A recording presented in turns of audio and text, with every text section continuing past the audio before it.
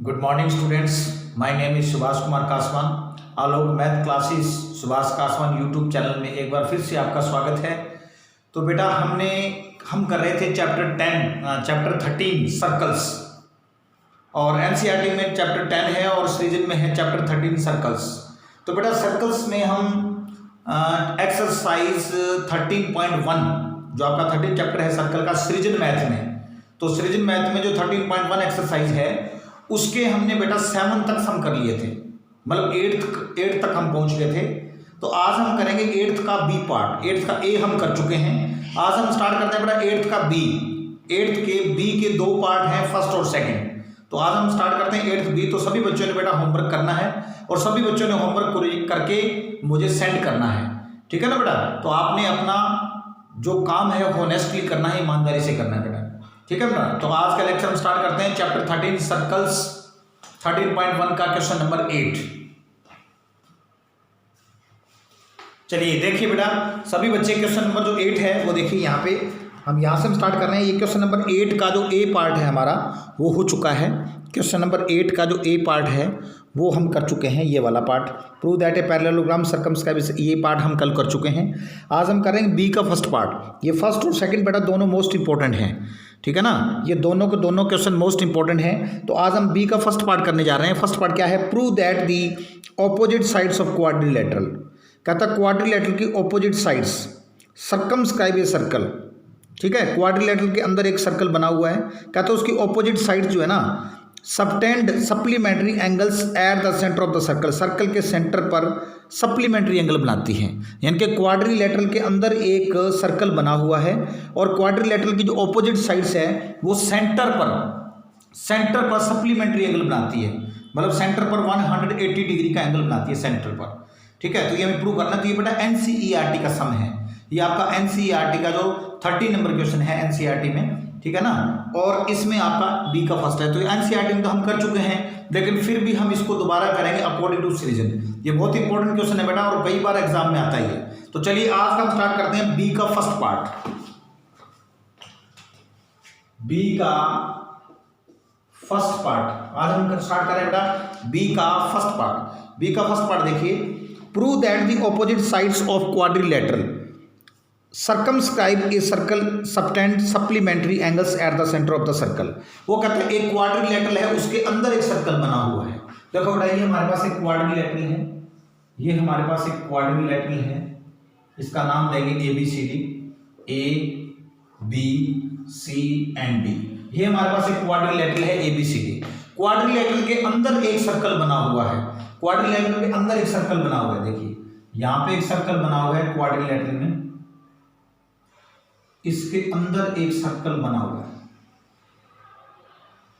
ये क्वाड्रिलेटरल के अंदर जो है ना, क्वाड्रिलेटरल के अंदर एक सर्कल बना हुआ है, ठीक है ना। क्वाड्रिलेटरल के अंदर एक सर्कल बना हुआ है। ये कहां पर टच कर रहा है बेटा? P पॉइंट पर। ये कहां पे टच कर रहा है? Q पर।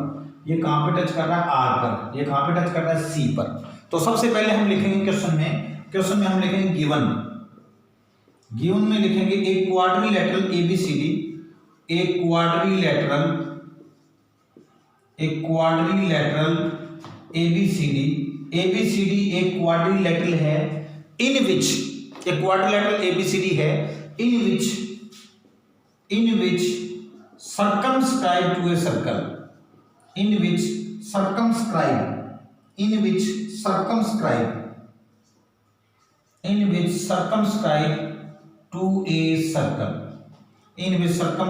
to a circle। देखो बेटा हमारे पास एक क्वाड्रिलेटरल है ABCD, इसके अंदर एक सर्कल बना हुआ है। ये क्वाड्रिलेटरल ABCD, इसके अंदर एक सर्कल बना हुआ है जो कहां पर टच कर रहा है? PQRS पर टच कर रहा है, ठीक है ना। तो जो गिवन है वो आपने लिखना है। अब हम लिखेंगे टू प्रूव। गिवन के बाद हम लिखेंगे बेटा टू प्रूव। हमें क्या प्रूव करना है? हमें प्रूव करना है क्वाड्रिलेटरल की ऑपोजिट साइड्स सेंटर पर सप्लीमेंट्री का एंगल बनाती है। अब देखो इसके ऑपोजिट में ये है, यानी कि AB आपका DC के ऑपोजिट में है, AB ऑपोजिट B ये, और AD DC के इक्वल है, ठीक है ना। तो हम क्या करेंगे बेटा AC को और BD को ज्वाइन कर देंगे। आप AC को ज्वाइन कर दो, ये आपका AC, और इधर B को D से ज्वाइन कर देते हैं। ये है आपका BD, AC एंड BD, ठीक है ना, AC और BD। ये कहाँ पर इंटरसेक्ट कर रहा है बेटा? O पर। कहाँ पे इंटरसेक्ट कर रहा है बेटा? AC और BD जो है ना वो O पर इंटरसेक्ट कर रहे हैं, AC और BD O पर इंटरसेक्ट कर रहे हैं, ठीक है ना। तो सबसे पहले हम लिखेंगे, अब वो कह रहा है हमें प्रूव क्या करना है, देखो बेटा हमें प्रूव करना है जो क्वाड्रिलेटरल है ना उसकी ऑपोजिट साइड्स सेंटर पर सप्लीमेंट्री एंगल बनाती है, यानी कि ये इसके ऑपोजिट में है तो ये वाला एंगल, और इसके ऑपोजिट में ये है तो बेटा ये वाला एंगल, यानी कि AOD BOC, और इसके ऑपोजिट में ये है तो ये वाला एंगल, ये वाला और ये वाला एंगल, यानी कि इससे ये वाला और इससे ये वाला एंगल। इसको हमें बेटा सप्लीमेंट्री करना है। क्या करना है? सप्लीमेंट्री, यानी कि इन दोनों का सम 180, यानी कि इन दोनों का सम हमें करना है 180, इसको और इसको, इन दोनों का सम 180 और इनका सम 180 करना है, इनका सम 180 और इनका सम 180। क्या करना है? हमें 180 करना है। इससे ये वाला, इससे ये वाला एंगल, इन दोनों को सम क्या करना है बेटा? सप्लीमेंट्री। इसके ऑपोजिट में ये है, opposite sides, quadrilateral opposite side centre पर सप्लीमेंट्री एंगल बनाती है। अब इससे देखो, इससे ये वाला एंगल और इससे ये वाला एंगल, इन दोनों का सम 180 और इन दोनों का सम हमें 180 डिग्री हमें प्रूव करना है। हमें प्रूव करना है बेटा एंगल AOD, हमें प्रूव करना है एंगल AOD प्लस में angle BOC, angle AOD plus में एंगल BOC। क्या प्रूव करना है हमें? इसको 180, हमें AOD और BOC इनको 180 करना है, इनको भी 180 करना है, इन दोनों को। एंगल AOB प्लस में एंगल COD, इनको भी हमें क्या करना है? 180 डिग्री, यानी कि हमें AOD प्लस में BOC इनका सम, AOB इनका और COD इनका, मतलब इनका सम में क्या करना पड़ेगा? 180 डिग्री प्रूव करना है। तो हमें क्या लेनी पड़ेगी? अब एक कंस्ट्रक्शन लेनी पड़ेगी हमें। अब हम एक कंस्ट्रक्शन लेंगे यहाँ पे, तो हम बेटा हम यहाँ पर लेंगे एक कंस्ट्रक्शन, हम लेंगे कंस्ट्रक्शन। तो बेटा कंस्ट्रक्शन में क्या लेंगे हम? OP, OQ, OR, OS को ज्वाइन करेंगे। तो बेटा हम ज्वाइन करेंगे, ये क्या चीज है? रेडियस है।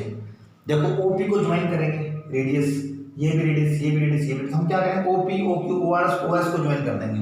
तो पहले हम ज्वाइन करेंगे OP को, फिर हम ज्वाइन करेंगे OQ को, फिर हम ज्वाइन करेंगे OS को, और फिर हम ज्वाइन करेंगे OR को। ये लो, तो हमने ज्वाइन कर दिया OP, OQ, OR, OS। आप चाहो तो इसको डॉटेड भी कर सकते हो, अगर आप करना चाहते हो तो इसको डॉटेड कर सकते हो आप।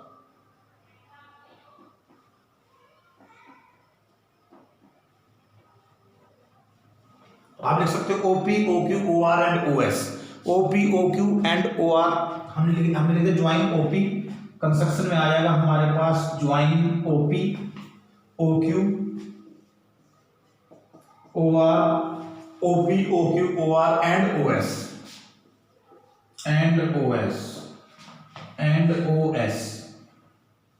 OS, ठीक है ना। OP, OQ, OR and OS ये हमने ज्वाइन कर दिया बेटा, ये आ गया हमारा कंस्ट्रक्शन में। अब इसके बाद हम करेंगे प्रूफ। अब आपने प्रूफ में क्या करना है बेटा? देखो प्रूफ के अंदर अब आपने क्या करना है? प्रूफ के अंदर अब आपने क्या करना है? प्रूफ के अंदर अब हमें क्या करना है बेटा? सबसे पहले आप देखो, अगर हम इन दोनों ट्रायंगल को कॉन्ग्रुएंट कर दें, ये कौन सी ट्रायंगल है? BPO, BQO। अगर हम इनको कॉन्ग्रुएंट कर दें तो बेटा बाई सिंप्लिसिटी में ये एंगल आ जाएगा, एंगल 1, एंगल 2, ये दोनों आ जाएंगे। अगर हम इनको कॉन्ग्रुएंट कर दें तो ये एंगल 3, एंगल 4 आ जाएगा। अगर इनको कॉन्ग्रुएंट कर दें तो 5, 6 आ जाएगा। इनको कॉन्ग्रुएंट करें तो 7 और 8 आ जाएगा, ठीक है ना। तो सबसे पहले हम क्या करेंगे बेटा? इन दोनों ट्रायंगल को कॉन्ग्रुएंट करेंगे, तो बाई सिंप्लिसिटी में आ जाएगा 1 = 2। फिर ऐसे इनको कॉन्ग्रुएंट करेंगे तो 3, 4, 5, 6, 7, 8 ऐसे करना है। तो सबसे पहले हमें क्या करना है बेटा? इन दोनों को कॉन्ग्रुएंट करना है। इन दोनों को क्या करना है? कॉन्ग्रुएंट करना है। तो मैं लिख रहा हूं इन ट्रायंगल BPO, यहां पे लिख रहा हूं in triangle BPO, in triangle BPO and triangle BQO।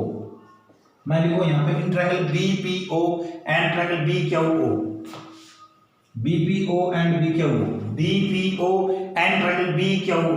हमें इनको क्या करना बेटा? कॉन्ग्रुएंट करना है। तो सबसे पहले आप तो BP BQ के इक्वल है, क्यों? क्योंकि सर्कल के एक्सटर्नल पॉइंट से ड्रॉ की गई टेंजेंट लाइन इक्वल होती है। तो बेटा बीपी बीक्यू के इक्वल है, हम लिखेंगे बीपी इज इक्वल टू में बी क्यू। क्यों?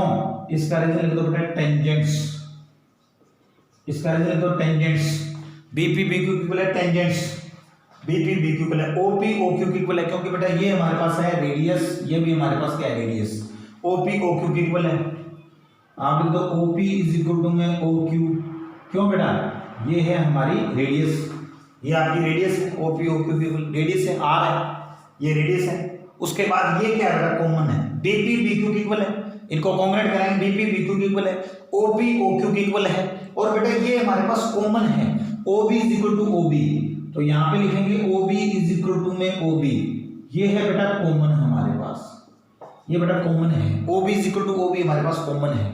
तो दोनों के दोनों ट्रायंगल क्या होगा बेटा, ये दोनों ट्रायंगल क्या होगी कॉन्ग्रेंट, ये दोनों ट्रायंगल कॉन्ग्रेंट होगी, तो हम लिखेंगे ट्रायंगल बीपीओ कॉन्ग्रेंट ट्रायंगल बीक्यूओ, ये दोनों ट्रायंगल बेटा कॉन्ग्रेंट है, दोनों ट्रायंगल कॉन्ग्रेंट है, बीपीओ एंड बीक्यू, ये दोनों ट्रायंगल कॉन्ग्रेंट होगी। कौन से रूल से होगी बेटा, साइड साइड के इक्वल है, साइड साइड के इक्वल है, साइड साइड के इक्वल है, तो ये दोनों ट्रायंगल कॉन्ग्रेंट होगी कौन से रूल से, एसएसएस रूल से, ट्रिपलेस रूल से, ये दोनों ट्रायंगल कॉन्ग्रेंट हो जाएगी एसएसएस रूल से, ट्रिपलेस रूल से। अब जो बच गया बेटा वो क्या आएगा, बाय सीपीसीटी। अब इनको कॉन्ग्रेंट करने के बाद देखो दोबारा देख लो, बीपी बीक्यू के इक्वल है, क्यों? टेंजेंट लाइन सर्कल के एक्शन पॉइंट से ड्रॉ की टेंजेंट लाइन इक्वल होती है। उसके बाद ओपी ओक्यू के इक्वल है, क्यों? रेडियस, ये हमारे पास है common, OB is equal to OB common है, तो बेटा दोनों ट्रायंगल होगी हमारे पास कॉन्ग्रेंट। अब जो बच गया वो आएगा सीपीसीटी, तो क्या बच गया, एंगल 1 एंगल 2, तो हम यहाँ पे लिखेंगे बेटा angle 1 is equal to angle 2, ये आ गया हमारा by CPCT, by CPCT, angle 1 angle 2 आ गया हमारे पास बाय सीपीसीटी। अब similarly we can prove that, जैसे 1 2 के इक्वल है, जैसे हमारा 1 2 के इक्वल है, वैसे 3 हमारा 4 के इक्वल हो जाएगा। अब ये देखो हमारे पास, ये हमारे पास एंगल 3 एंगल 4 के इक्वल हो जाएगा, एंगल 5 एंगल 6 के इक्वल हो जाएगा, एंगल 7 एंगल 8 के इक्वल हो जाएगा, ये हमारे पास O है। तो जैसे हमारा 1 2 के इक्वल है, इनको कॉन्ग्रेंट करेंगे ना, इनको कॉन्ग्रेंट करेंगे तो 3 4 के इक्वल हो जाएगा। तो मैं लिखूं यहाँ पे सिमिलरली, यहाँ पे मैं लिखूं बेटा सिमिलरली, सिमिलरली जैसे 1 2 के इक्वल है वैसे 3 4 के इक्वल हो जाएगा, एंगल 3 एंगल 4 के इक्वल हो जाएगा।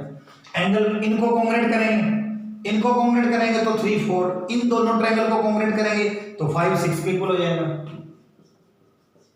और बेटा इनको कॉन्ग्रेंट करेंगे, कौन सी, PAO और ASO, इनको कॉन्ग्रेंट करेंगे तो 7 8 के इक्वल हो जाएगा। तो एंगल 7 इज इक्वल टू में एंगल 8, ठीक है ना। 1 2 के इक्वल है तो वैसे 3 4 के इक्वल हो जाएगा, 5 6 के इक्वल हो जाएगा और 7 8 के इक्वल हो जाएगा, ठीक है बेटा। ये सारे इक्वल हो जाएंगे, 1 2 3 4 5 6 7 8 सारे इक्वल हो जाएंगे। अब हम क्या करेंगे बेटा, अब हम ये करेंगे कि सेंटर पर सभी एंगल का सम, सेंटर पर सभी एंगल का सम क्या होता है, 360 होता है बेटा। सेंटर पर सभी एंगल का सम क्या होता है, 360 डिग्री, यानी कि इनका सम जो होता है सेंटर पर क्या होता है बेटा, 360 डिग्री होता है। तो हम लिखेंगे वी नो दैट, हम लिखेंगे बेटा वी नो दैट। अब इसके बाद देखिए,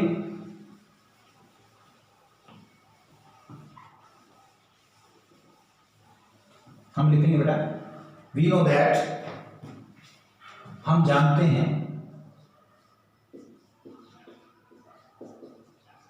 हम क्या जानते हैं, हम ये जानते हैं सेंटर पर, सेंटर पर, सेंटर पर सभी एंगल का सम क्या होता है, 360 डिग्री। सेंटर पर हमेशा कंप्लीट एंगल बनता है, तो हम लिखेंगे sum of all angles of the centre is 360 degree.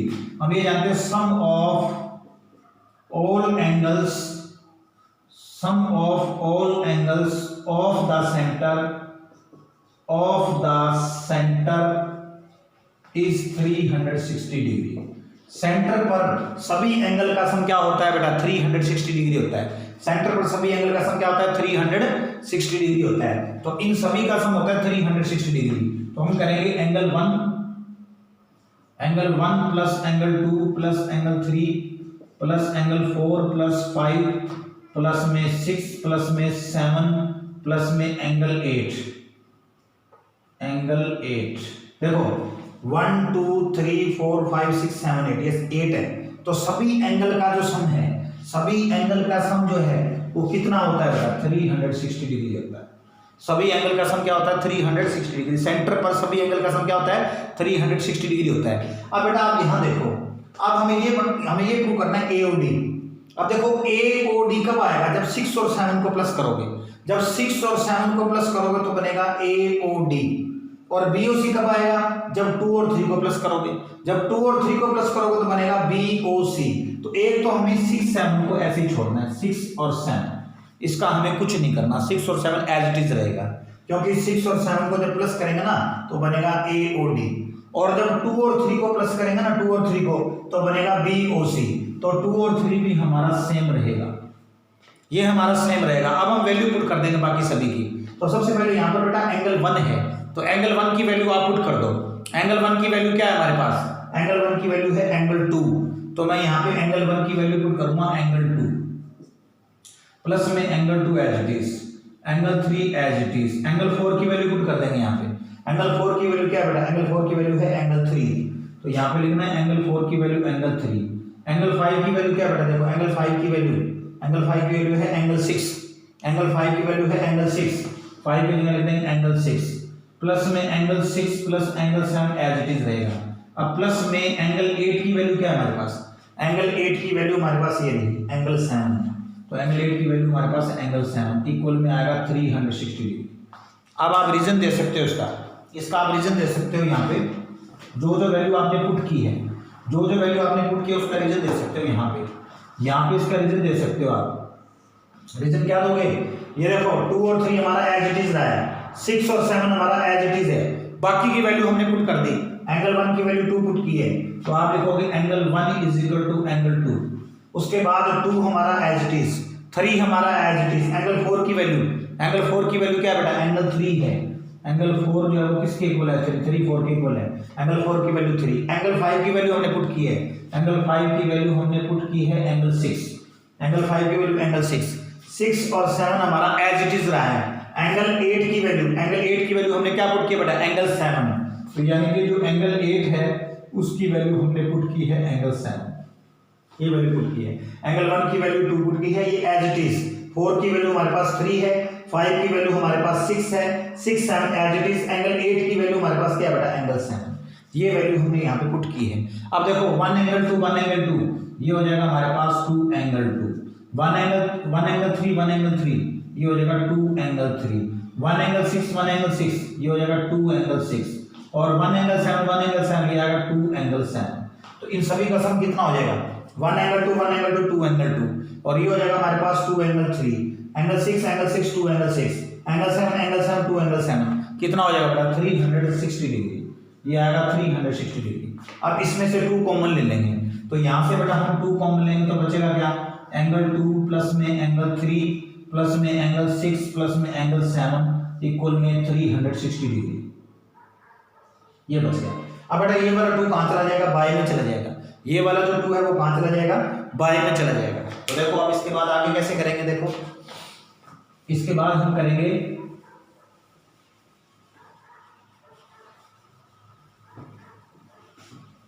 हाँ जी, इसके बाद हम करेंगे, ये देखो आप, ये 2 बाय में चला जाएगा, तो ये लिख दो पहले एंगल 6 प्लस 7,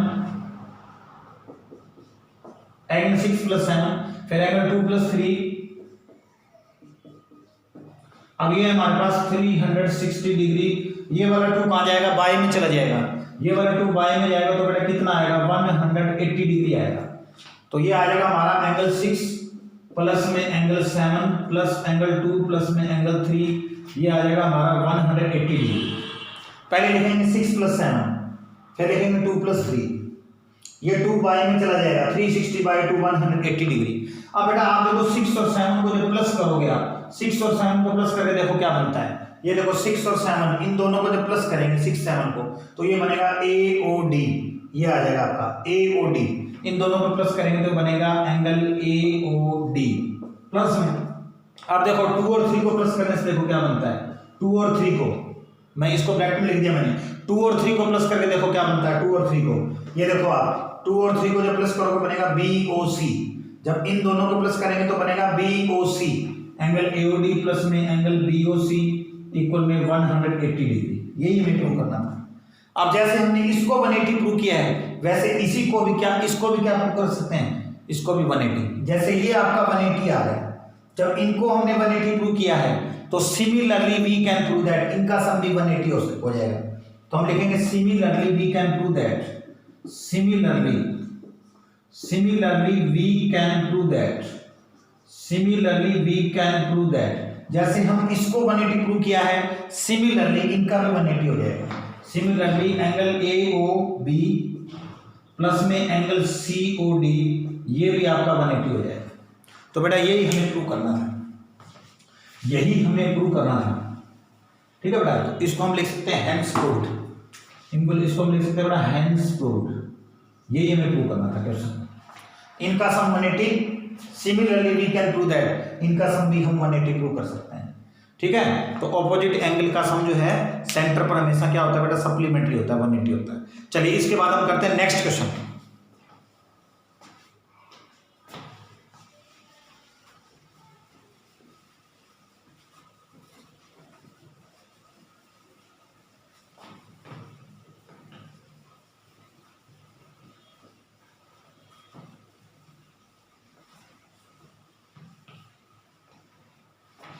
इसके बाद बेटा जो नेक्स्ट क्वेश्चन है वो बहुत इंपॉर्टेंट है, काफी इंपॉर्टेंट है, ध्यान से देखिए। इसके बाद जो हम नेक्स्ट क्वेश्चन करने जा रहे हैं, ये देखो, form an external point P एक एक्सटर्नल पॉइंट है, उससे दो टेंजेंट्स है P और PB।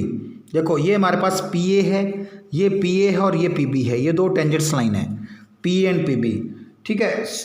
Drawn a circle with centre, ये रहा सेंटर, इसका सेंटर हुआ, ये दोनों टेंजेंट लाइन्स हैं। तो हमें प्रूव क्या करना है बेटा, show that OP is the, हमें प्रूव करना है OP is the perpendicular bisector of the AB। कहता OP जो है ना, ये जो OP है ये AB का परपेंडिकुलर बाइसेक्टर है। परपेंडिकुलर का मतलब 90 डिग्री, बाइसेक्टर का मतलब दोनों AB को बाइसेक्ट कर रहा है। तो देखो बेटा बहुत आसान क्वेश्चन है, बहुत इंपॉर्टेंट क्वेश्चन है। देखो सबसे पहले हम डायग्राम बनाते हैं, ये हम कर रहे हैं 8th B का सेकंड पार्ट, 8th B का सेकंड पार्ट, हम 8th B का सेकंड पार्ट कर रहे हैं। तो सबसे पहले डायग्राम बना लीजिए इसका। ये है हमारे पास सर्कल, ये है हमारा सेंटर, ये है बेटा सेंटर O, ये हमारे पास है सेंटर O, ठीक है। और इसको मिला देंगे, ये है AB, ये है हमारे पास AB, और यहाँ से एक तो ये टेंजेंट लाइन जा रही है और एक इससे ये टेंजेंट लाइन जा रही है, ये दोनों टेंजेंट लाइन जा रही है बेटा। एक तो ये टेंजेंट लाइन है और एक ये टेंजेंट लाइन है हमारे पास, ये वाली, ये दोनों कहाँ पर इंटरसेक्ट करे बेटा, P पर। ये दोनों टेंजेंट लाइन है, एक AP और ये दोनों टेंजेंट लाइन है ना, ये हमारे P पर क्या कर रही है बेटा, इंटरसेक्ट कर रही है। P से जा रही है दोनों tangent line P and PB, ठीक है ना। हमें प्रूव करना है OP, आप OP को ज्वाइन कर देंगे, हमें प्रूव करना है बेटा OP। कहता है ये जो OP है ना वो AB का परपेंडिकुलर बाइसेक्टर है। हमें प्रूव करना है कि जो OP है ना, OP जो है वो AB का परपेंडिकुलर बाइसेक्टर है। तो यानी कि ये यहाँ पे कट कर रही है Q पर, ये पॉइंट है Q, तो ये परपेंडिकुलर है। परपेंडिकुलर का मतलब एंगल 1 और एंगल 2, एक तो इनको 90-90 प्रूव करना है। अगर मैं इसको 90-90 प्रूव कर देता हूँ तो ये होगा परपेंडिकुलर। अब कहता है AB का परपेंडिकुलर बाइसेक्टर का मतलब होता है बेटा AQ is equal to QB, मतलब AQ QB के इक्वल है, ये होगा बाइसेक्टर, यानी कि AQ QB के इक्वल है। तो ये प्रूव करना है, बाइसेक्टर का मतलब इसको बाइसेक्ट कर रहा है, AQ इक्वल QB, OP जो है AB को बाइसेक्ट कर रहा है। अब वो कह रहा है परपेंडिकुलर भी है, परपेंडिकुलर का मतलब क्या होता है बेटा, 1 और 2 90 डिग्री। तो इसमें दो चीजें प्रूव करनी है, परपेंडिकुलर यानी कि एक तो इसको 90-90 प्रूव करना है, नंबर 1 परपेंडिकुलर हो गया। दूसरा कह रहा है बाइसेक्टर किसको कर रहा है बेटा, AB को कर रहा है, AQ is equal to QB। तो हमें दो चीजें प्रूव करनी है, एक तो AQ इक्वल QB प्रूव करना है और एक हमें प्रूव करना है बेटा एंगल 1 एंगल 2, इसको 90 डिग्री प्रूव करना है। तो सबसे पहले हम क्या करेंगे बेटा इस क्वेश्चन में, सबसे पहले हम लिखेंगे गिवन में हम लिखेंगे इन सर्कल OR, हम लिखेंगे in circle OR P and PB are two tangents, PA and PB are two tangents, P A and P B are two tangents, ये दोनों टेंजेंट्स हैं गिवन। उसके बाद हम लिखेंगे बेटा टू प्रूव, गिवन के बाद हम लिखेंगे टू प्रूव, यहां मैं लिख देता हूं टू प्रूव। अब हमें क्या प्रूव करना है, हमें प्रूव करना है OP is the perpendicular, OP is the perpendicular bisector, perpendicular bisector, OP is the perpendicular bisector of A B. हमें प्रूव करना है OP is the perpendicular bisector of A B, यानी कि हमें क्या चीज प्रूव करनी है बेटा, हमें OP is the perpendicular, OP को परपेंडिकुलर प्रूव करना है। परपेंडिकुलर कब होगा बेटा, 1 और 2 90 90, अगर ये 90 90 हो जाएगा तो परपेंडिकुलर हो जाएगा। तो एक तो हमें प्रूव करना है एंगल 1 एंगल 2 90 डिग्री प्रूव करना है। परपेंडिकुलर मतलब एक तो 90 90 प्रूव करना है। अगर मैं 90 90 प्रूव कर देता हूं, 90 डिग्री प्रूव कर देता हूं ना, 1 और 2 को 90 90 कर देता हूं, मतलब परपेंडिकुलर हो जाएगा। दूसरा कहता है bisector of A B, A B का बाइसेक्टर, यानी ए बी का बाइसेक्टर हो गया A Q equal Q B. दूसरा हमें प्रूव करना है ए क्यू इक्वल में क्यू बी, ये दो चीजें प्रूव करनी है बेटा। एक तो हमें 1 और 2 को 90 90 करना है, दूसरा हमें ए क्यू क्यू बी के इक्वल करना है। मैंने यहां पे लिखा और, मतलब ओपी परपेंडिकुलर का मतलब 90 डिग्री प्रूव करना है 1 और 2 को, बाइसेक्टर का मतलब ए क्यू क्यू बी के इक्वल करना है। ये दो चीजें हमें प्रूव करनी है, ठीक है बेटा। अब हम क्या करेंगे, इसमें कंस्ट्रक्शन हमें लेने की जरूरत नहीं है, हम सीधा प्रूफ से करेंगे। तो यहां पे लिखेंगे प्रूफ। अब प्रूफ के अंदर हम क्या करेंगे बेटा, देखो प्रूफ के अंदर सबसे पहले हम क्या करेंगे, इन दोनों को कॉन्ग्रुएंट कर देंगे बेटा। अगर हम इन दोनों ट्रायंगल को कॉन्ग्रुएंट कर दें, इन दोनों को अगर मैं इन दोनों को कॉन्ग्रुएंट कर दूं तो बेटा बाइसिपिसिटी में ए क्यू इक्वल क्यू भी आ जाएगा और 1 और 2 आ जाएगा। तो पहले मैं कॉन्ग्रुएंट कर रहा हूं in triangle P A Q, मैं यहां पे लिख रहा हूं in triangle P A Q, in triangle P A Q, in triangle P A Q, P A Q and triangle P A Q and triangle P B Q, P A Q and P B Q, इसको क्या करेंगे बेटा, congruent करना है। P A Q P B Q congruent करना है। तो congruent करने के लिए सबसे पहले देखो इस सर्कल का ये एक्स1 पॉइंट है, तो पी ए पी बी के इक्वल है। तो एक तो बेटा ये होगा पी ए पी बी के इक्वल है, हम लिख सकते हैं P A is equal to P B. एक तो ये आ गया, इसको हम लिखेंगे tangents, tangents P A P B के इक्वल है, इसको लिख सकते हैं tangents, tangents P A P B के इक्वल है। ये हमारे पास बेटा गिवन है, टेंजेंट लाइन गिवन है हमारे पास। दूसरा हमारे पास याद रखना सेंटर से जाने वाली लाइन, ये बेटा P से जा रही है P और PB, तो ये इंक्लाइंड है। यहां वाला जो एंगल होगा ना OP इसको बाइसेक्ट करेगा, सेंटर से जाने वाली लाइन दोनों टेंजेंट देखो P से PA बन रहा है PB बन रहा है, तो एक्शनल पॉइंट P से P और PB जा रहा है, ये है इंक्लाइंड। ये इंक्लाइंड एंगल, जो एंगल यहाँ पे बनेगा वो हमेशा इक्वल होगा, बाइसेक्ट करेगा, यानी कि OP इसको बाइसेक्ट कर रहा है, OP इसको बाइसेक्ट कर रहा है, तो इसको हम लिखेंगे एंगल 3 एंगल 4, एंगल 3 एंगल 4 ये हमारे पास गिवन है बेटा, इसको हम गिवन लिख सकते हैं क्योंकि ये एक्चुअल पॉइंट्स जा रहे हैं P A P B equal है, OP बाइसेक्ट कर रहा है P को, एंगल 3 एंगल 4। बेटा ये हमेशा याद रखना, एक्चुअल पॉइंट से जब भी दो टेंजेंट लाइन जाएगी तो इसको बोलते हैं इंक्लाइंड, इंक्लाइंड एंगल, ठीक है। तो ये दोनों हमेशा इक्वल होते हैं, ये दोनों हमेशा इक्वल होते हैं, ठीक है ना। OP इसको बाइसेक्ट करेगा एंगल 3 एंगल 4, ये हम गिवन में लिख सकते हैं बेटा, क्योंकि एक्चुअल पॉइंट से दो टेंजेंट लाइन जा रही है तो टेंजेंट लाइन के बीच का जो एंगल होगा ना वो हमेशा इक्वल होता है, यानी कि ये हाफ हाफ हो जाएगा, एंगल 3 एंगल 4 गिवन है हमारे पास।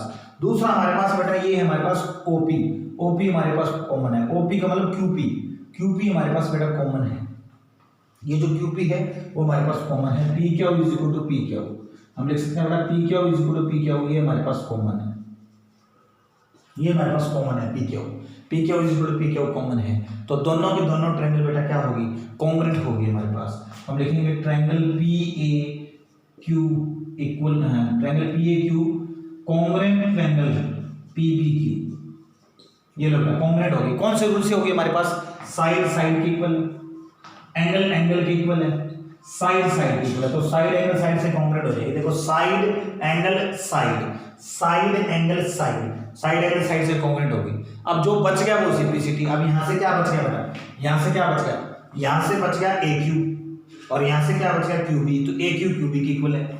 एक तो ये आ गया हमारा ए क्यू इक्वल में क्यू बी, ये तो ये आ गया ए क्यू इक्वल में क्यू बी।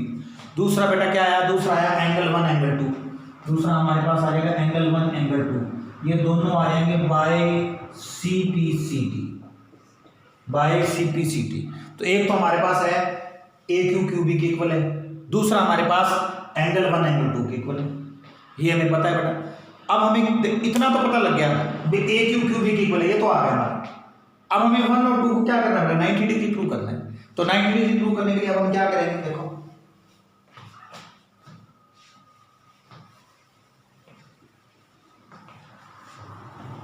अब हम क्या करेंगे बेटा, देखो ध्यान से, ये तो आ गया हमारा A Q equal Q B, angle 1 angle 2। अब ये देखो, ये हमारे पास एक स्ट्रेट लाइन है, A Q B is a straight line, ये हमारे पास स्ट्रेट लाइन है। तो आप लिख सकते हो A Q B is a straight line, ये हमारे पास स्ट्रेट लाइन है, ये हमारे पास स्ट्रेट लाइन है। तो इन दोनों का सम क्या होगा, 180। ये स्ट्रेट लाइन, तो इनका सम क्या होगा बेटा, इनका सम होगा 180 डिग्री। तो आप लिखोगे एंगल 1 प्लस में एंगल 2 इज इक्वल टू में 180 डिग्री। क्यों, आप लिख सकते हो एलपी, एलपी होता है लीनियर पेयर, आप पूरा भी लिख सकते हो लीनियर पेयर, पूरा लिख दो चाहे यहाँ पे लीनियर पेयर, ये आ जाएगा लीनियर पेयर, ठीक है। एक ही लाइन पे दो एंगल का सम 180 होता है, ठीक है। तो एंगल 1 प्लस 2 180 डिग्री। अब यहाँ पे एंगल 2 की वैल्यू देखो क्या, एंगल 1 है, एंगल 2 किसके इक्वल है बेटा, एंगल 1 की, एंगल 2 एंगल 1 के इक्वल है, तो एंगल 2 की वैल्यू पुट कर दो। तो आप देखो एंगल 1 प्लस एंगल 2 की वैल्यू एंगल 1 है, तो मैं यहाँ पे देखो angle 1 is equal to 180, 1 angle 1 हो जाएगा 2 एंगल 1 इक्वल में 180 डिग्री।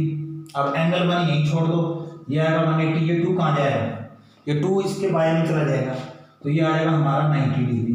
तो बेटा एंगल 1 हमारा 90 डिग्री आ गया। तो एंगल 1 किसके इक्वल है बेटा, 2 के इक्वल है। एंगल 1 किसके इक्वल है, 2 के। एंगल 1 90 डिग्री है, तो एंगल 2 भी क्या हो जाएगा, 90 डिग्री हो जाएगा। तो हम लिख सकते हैं सिमिलरली, सिमिलरली एंगल 2 भी क्या हो जाएगा, 90 डिग्री। तो हम लिख सकते हैं सिमिलरली एंगल 2 भी हमारे पास क्या हो जाएगा, 90 डिग्री। इसका मतलब क्या हुआ, इसका मतलब ये होगा एंगल 1 इक्वल में एंगल 2 जो है वो हमारे पास 90 डिग्री आ गया। एंगल 1 और 2 दोनों 90 डिग्री आ गए, एंगल 1 भी 90 आ गया, 2 भी 90 डिग्री आ गया।